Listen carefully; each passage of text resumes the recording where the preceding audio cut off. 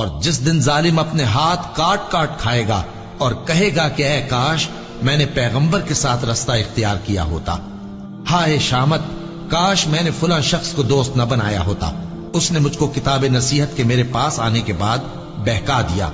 اور شیطان انسان کو وقت پر دغا دینے والا ہے۔ یوں نہیں، جب زمین کوٹ کوٹ کر برابر کر دی جائے گی اور تمہارا پروردگار جلوہ فرما ہوگا اور فرشتے قطار در قطار آ جائیں گے اور دوزخ اس دن سامنے لائی جائے گی، تو انسان اس دن سوچے گا، مگر اب سوچنے سے اسے فائدہ کہاں مل سکے گا؟ کہے گا کاش میں نے اپنی اس زندگی کے لیے کچھ آگے بھیجا ہوتا، تو اس دن نہ کوئی اللہ کے عذاب کی طرح کا عذاب دے گا اور نہ کوئی اس کے جکڑنے کی طرح جکڑے گا۔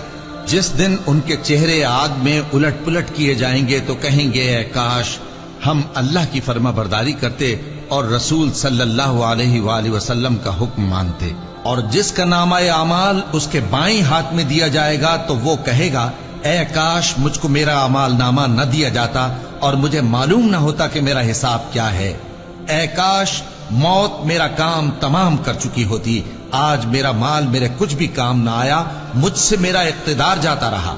حکم ہوگا کہ اسے پکڑ لو، اب اسے طوق پہنا دو، پھر دوزخ کی آگ میں اسے جھونک دو، پھر زنجیر سے جس کی لمبائی 70 گز ہے جکڑ دو، اور ان سے دنیا کی زندگی کی مثال بھی بیان کر دو کہ وہ ایسی ہے جیسے پانی جسے ہم نے آسمان سے برسایا تو اس کے ساتھ زمین کی پیداوار مل کر نکلی، پھر وہ چورا چورا ہو گئی کہ ہوائیں اسے اڑاتی پھرتی ہیں، اور اللہ تو ہر چیز پر قدرت رکھتا ہے۔ مال اور بیٹے تو دنیا کی زندگی کی رونق و زینت ہیں، اور نیکیاں جو باقی رہنے والی ہیں وہ ثواب کے لحاظ سے تمہارے پروردگار کے ہاں بہت اچھی اور امید کے لحاظ سے بہت بہتر ہیں۔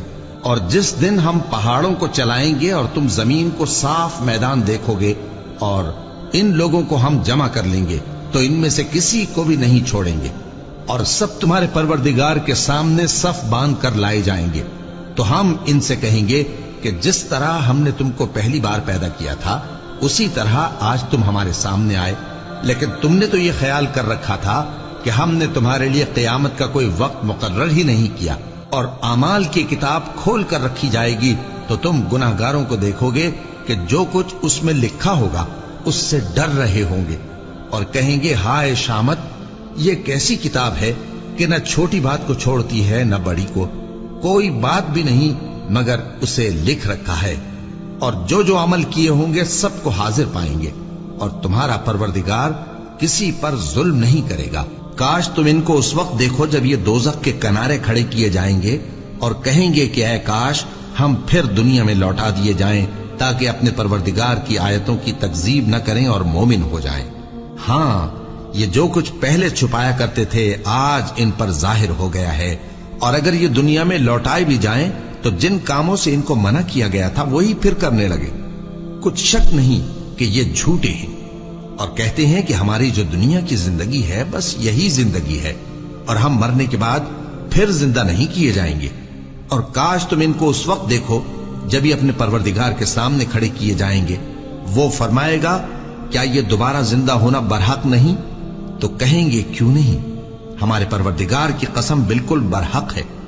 اللہ فرمائے گا اب کفر کے بدلے جو دنیا میں کرتے تھے عذاب کے مزے چکھو۔ جن لوگوں نے اللہ کے روبرو حاضر ہونے کو جھوٹ سمجھا وہ گھاٹے میں آ گئے، یہاں تک کہ جب ان پر قیامت ناگہاں آ موجود ہوگی تو بول اٹھیں گے کہ ہائے اس کوتاہی پر افسوس ہے جو ہم نے قیامت کے بارے میں کی، اور وہ اپنے اعمال کے بوجھ اپنی پیٹھوں پر اٹھائے ہوئے ہوں گے، دیکھو جو بوجھ یہ اٹھا رہے ہیں بہت برا ہے، اور دنیا کی زندگی تو ایک کھیل اور مشغلہ ہے، اور بہت اچھا گھر تو آخرت کا گھر ہے، یعنی ان کے لیے جو اللہ سے ڈرتے ہیں۔ کیا تم سمجھتے نہیں؟ یہ لوگ اسی طرح غفلت میں رہیں گے یہاں تک کہ جب ان میں سے کسی کے پاس موت آ جائے گی تو کہے گا کہ اے پروردگار مجھے پھر دنیا میں واپس بھیج دے تاکہ میں اس میں جسے چھوڑ آیا ہوں نیک کام کیا کروں۔ ہرگز نہیں، یہ ایک ایسی بات ہے کہ وہ اسے زبان سے کہہ رہا ہوگا اور اس کے ساتھ عمل نہیں ہوگا، اور ان کے پیچھے برزخ ہے جہاں وہ اس دن تک کہ دوبارہ اٹھائے جائیں گے رہیں گے۔ پھر جب سور پھونکا جائے گا تو نہ تو ان میں قرابتیں رہیں گی और न एक दूसरे को पूछेंगे। तो जिनके अमाल के बोझ भारी होंगे तो वही कामयाब हैं, और जिनके बोझ हल्के होंगे वो लोग हैं जिन्होंने अपने आप को खसारे में डाला, हमेशा दोज़ख में रहेंगे। आग उनके चेहरों को झुलस देगी और वो उसमें बदशक्ल हो रहे होंगे। क्या तुमको मेरी आयतें पढ़कर नहीं सुनाई जाती थीं? फिर तुम तो उनको झुटलाए ही जाते थे। वो कहेंगे, ऐ हमारे परवरदिगार, हम पर हमारी कमबख्ती गालिब आ गई और हम रास्ते से भटक गए। ऐ परवरदिगार, हमको उसमें से निकाल दे। अगर हम फिर ऐसे काम करें तो जालिम होंगे। फरमाएगा कि उसी में जिल्लत के साथ पड़े रहो और मुझसे बात न करो। मेरे बंदों में एक गिरोह था जो दुआ किया करता था कि ऐ हमारे परवरदिगार, हम ईमान लाए तो तू हमको बख्श दे और हम पर रहम फरमा, और तू सबसे बेहतर रहम करने वाला है। तो तुम उनसे तमस्खुर करते रहे, यहां तक कि उनके पीछे मेरी याद भी भूल गए, और तुम हमेशा उनसे हंसी किया करते थे। आज मैंने उनको उनके सब्र का बदला दिया कि वही कामयाब हो गए। अल्लाह पूछेगा कि तुम जमीन में कितने बरस रहे? वो कहेंगे कि हम एक रोज या एक रोज से भी कम रहे थे। शुमार करने वालों से पूछ लीजिए। अल्लाह फरमाएगा कि वहां तुम बहुत ही कम रहे, काश तुम जानते होते। क्या तुम ये ख्याल करते हो कि हमने तुमको बेमकसद पैदा किया है और ये कि तुम हमारी तरफ लौट कर नहीं आओगे? तो अल्लाह जो सच्चा बादशाह है, उसकी शान इससे ऊंची है। उसके सिवा कोई माबूद नहीं, वही अर्श करीम का मालिक है। ऐ पैगंबर, मेरी तरफ से लोगों को कह दो कि ऐ मेरे बंदो, जिन्होंने अपनी जानों पर ज्यादती की है, अल्लाह की रहमत से नाउम्मीद न होना। अल्लाह तो सब गुनाहों को बख्श देता है। बेशक वही तो है बड़ा बख्शने वाला, बड़ा मेहरबान। और इससे पहले कि तुम पर अजाब आ वाक़े हो, अपने परवरदिगार की तरफ रुजू करो और उसके फर्माबरदार हो जाओ, वरना बाद में तुमको मदद नहीं मिलेगी।